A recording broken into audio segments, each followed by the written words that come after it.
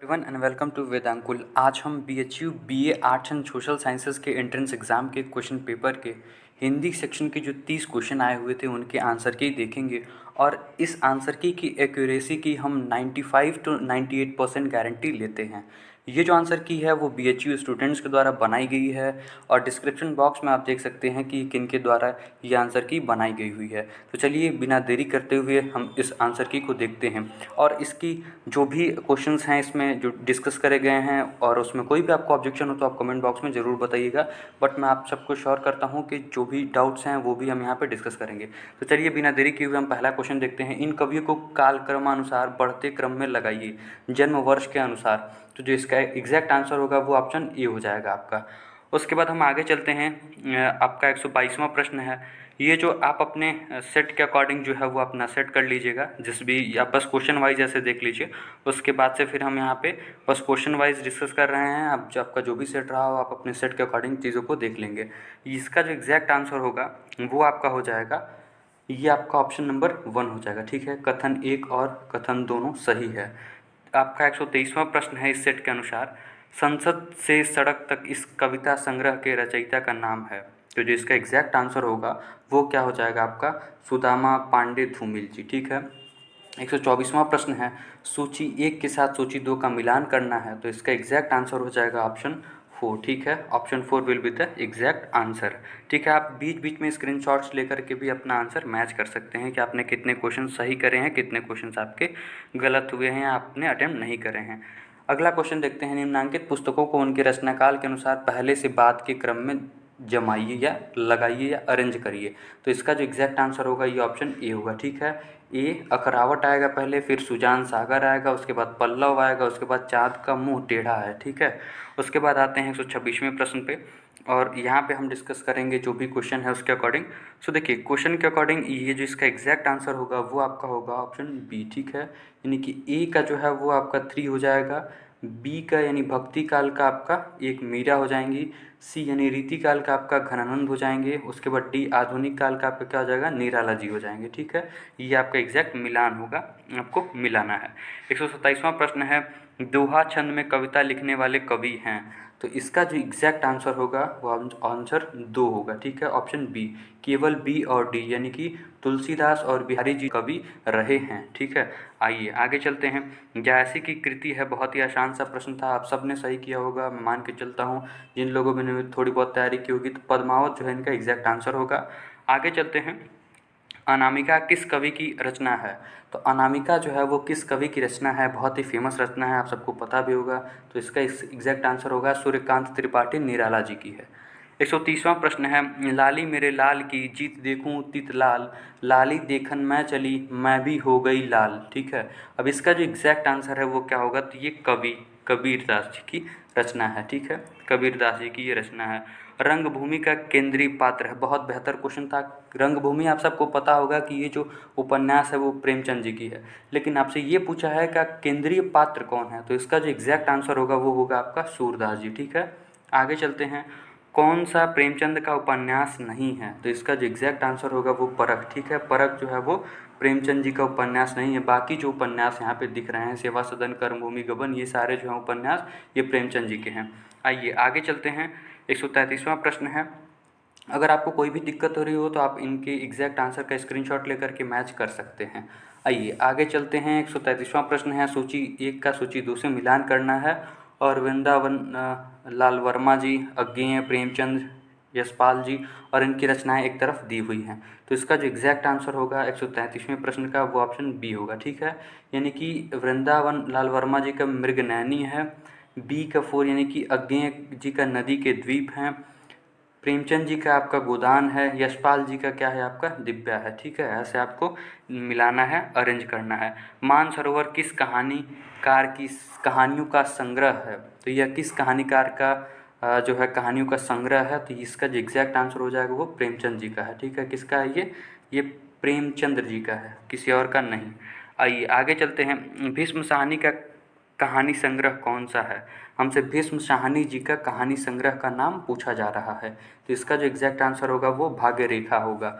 आइए अगले प्रश्न की तरफ चलते हैं। तो कि सूचियों को मिलाने वाला बड़े प्रश्न आए हुए थे, अच्छे खासे प्रश्नों की संख्या थी, तो इसका जो एग्जैक्ट आंसर है उसको भी देखेंगे। जो इसका एग्जैक्ट आंसर होगा वो ऑप्शन ए होगा, ठीक है। Option A will be the exact answer. अब देखते हैं बड़े भाई साहब, यानी ये प्रेमचंद जी हो जाएंगे। उसके बाद पर्दा, पर्दा जो है यशपाल जी की रचना है। उसके बाद पंचलाइट की तरफ आएंगे, फरीश्वरनाथ रेणु की रचना है। आप सबने अपने अलग अलग कक्षाओं में हिंदी की पुस्तकों में पढ़ा होगा। उसके बाद बात करें हम पुरस्कार की, तो पुरस्कार जो है वो किसकी रचना है? तो वह है जयशंकर प्रसाद जी की। चलिए अगले प्रश्न की तरफ चलते हैं। शुक्ल युग के निबंधकार नहीं हैं। प्रोबेबली ये रिपीटेड क्वेश्चन है, विगत वर्षों में भी पूछा गया हुआ क्वेश्चन है ये। तो इसका वो होगा आपका 137 का जो है वो 2 होगा, यानी कि शिवपूजन सहाय जी की रचना। एनसीईआरटी में इन्होंने कुछ रचनाएं भी लिखी हैं, यानी इनके एनसीईआरटी के पुस्तकों में आपको रचनाएं मिली होंगी ज़रूर, अगर आपने एनसीईआरटी यानी कि इंग्लिश मीडियम से पढ़ा हुआ है सीबीएसई बोर्ड से। आइए आगे चलते हैं। 138वां प्रश्न है, या फिर हिंदी मीडियम से भी आपने पढ़ा होगा एनसीईआरटी में, तो आपको जरूर हिंदी की पुस्तकों में मिला होगा इनकी रचना। 138वां प्रश्न है, वैर क्रोध का आचार या मुरब्बा है, यह कथन किस निबंधकार का है? तो इसका जो एग्जैक्ट आंसर है वो किसी और का नहीं, आचार्य रामचंद्र शुक्ल जी का है। आगे चलते हैं। प्रताप नारायण मिश्र किस युग के निबंधकार हैं? तो इसका जो एग्जैक्ट आंसर होगा वह किस युग के हैं? तो वह भारत तेंदु युग के हैं, ठीक है। आइए आगे चलते हैं। मोहन राकेश का नाटक नहीं है। मोहन राकेश का नाटक नहीं है, ये कौन सा नाटक उनका नहीं है? तो ये अंजू दीदी जो है वो उनका नाटक नहीं है। लहरों के राजहंस, आषाढ़ का एक दिन, आधे अधूरे, ये सभी नाटक जो है वो मोहन राकेश जी के हैं।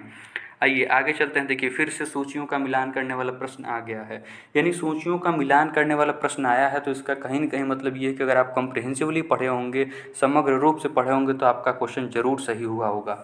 तो देखिए जिसका एग्जैक्ट आंसर होगा वो ऑप्शन नंबर 4 होगा, ठीक है। अब देख लेते हैं डिटेल वे में।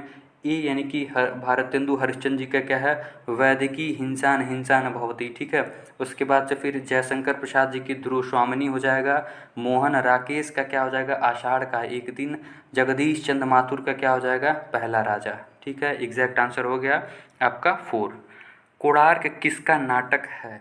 142वां प्रश्न है, कोणार्क जो है वो किसका नाटक है? यह जो है वो जगदीश चंद्र माथुर जी का, किसका नाटक है? जगदीश चंद्र माथुर जी का नाटक है। आइए फिर से सूची वाला प्रश्न आ गया है, उसको भी देख लेते हैं। अब इसमें एग्जैक्ट आंसर देख लेते हैं। अब देखिए जो इसका एग्जैक्ट आंसर होगा वो आपका बी होगा, ठीक है, यानी कि 2। अब देखिए महादेव वर्मा का अतीत के चलचित्र, बनारसी दास चतुर्वेदी का हो जाएगा रेखा चित्र। आते हैं माखनलाल चतुर्वेदी जी की तरफ, तो इनका हो जाएगा समय के पाँव। और रामवृक्ष बेनीपुरी का हो जाएगा आपका लाल तारा, ठीक है। क्या हो जाएगा आपका? लाल तारा। ये जो है आपकी एग्जैक्ट आंसर होगा। अब आगे चलते हैं। गेहूं और गुलाब बड़ी फेमस रेखा चित्र है, इनके लेखक कौन है? तो इसके जो लेखक हैं वह हैं आपके रामवृक्ष बेनीपुरी जी। कौन है? रामवृक्ष बेनीपुरी जी।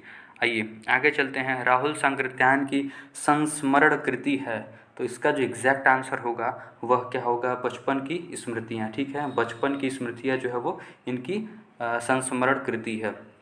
गंगा से वोल्गा तक भी इनकी रचनाएं, कई सारी रचनाएं हैं। आगे चलते हैं। हम यहाँ पे अभी थोड़े बस आंसर पर ही फोकस करेंगे क्वेश्चंस के। 146वां प्रश्न है, छह ध्वनि का उच्चारण स्थान है। अब देखिए 146वां प्रश्न है, तो इसका जो ऑप्शन होगा वो तालु, ठीक है। ऑप्शन 3 तालु जो है इसका एग्जैक्ट आंसर है। 147वां प्रश्न कह रहा है, यथार्थ में कौन सी संधि है? तो यथार्थ में जो है वो दीर्घ संधि है। कौन सी संधि है? दीर्घ संधि। संधि अच्छे से पढ़े होंगे तो आपका जरूर ये आंसर सही होगा। 148वां प्रश्न है, इस सेट के अकॉर्डिंग वर्णमाला के वर्गों को बढ़ते क्रम से लगाइए। 148वां प्रश्न है।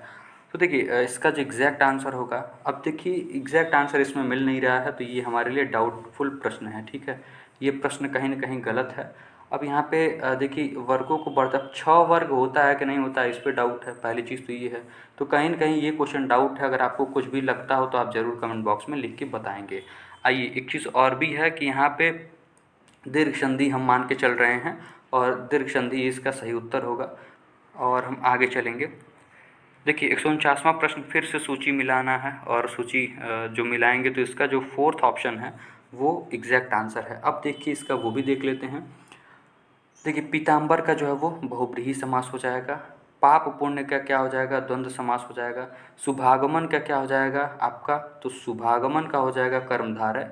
फिर आएगा आपका त्रिफला, त्रिफला का द्विगु हो जाएगा, ठीक है। त्रिफला यानी 3 फल की बात यहाँ पे की जा रही है। तार सप्तक के संपादक कौन थे, तो इसका हो जाएगा एग्जैक्ट आंसर अज्ञेय, ठीक है। इसका एग्जैक्ट आंसर क्या हो जाएगा, अज्ञेय। अगर आपको किसी भी क्वेश्चन पर डाउट हो तो आप ज़रूर कमेंट बॉक्स में बताइएगा। और ये जो आपके आंसर्स हैं वो बहुत ही एक समग्र अध्ययन करके बनाए गए हैं, टाइम लेकर के बनाया गया है। फिर भी कुछ एरर हो तो आप ज़रूर बताइएगा। पॉसिबली एरर आपको नहीं मिलेगा, मैंने आपको ऑलरेडी बोला है एक्यूरेसी के लिए कि 95 to 98% एक्यूरेसी रहेगी ही रहेगी। This was all about. और लास्ट में एज ऑलवेज एक बेसिक सी फिलॉसफी कह लें या फिर बेसिक सा बस आपसे रिक्वेस्ट होगा, चैनल को लाइक करिए, शेयर भी करिए दूसरों तक अगर आपको चीज़ें पसंद आएंगी, और सब्सक्राइब भी ज़रूर करिएगा। फिर आगे के जो आंसर की हैं, इंग्लिश के आंसर की, जीके जीएस के आंसर की और मैथ्स एंड रीजनिंग के आंसर की भी आपको बहुत जल्द मिल जाएगी। तो बिल्कुल चैनल के साथ बने रहिए। तब तक के लिए आप सभी का बहुत बहुत धन्यवाद। और मैं यहाँ पे अपने सीनियर्स का बहुत बहुत धन्यवाद देना चाहूँगा कि जिन्होंने बहुत ही एनालिसिस का जो है वो आंसर की बनाया हुआ है।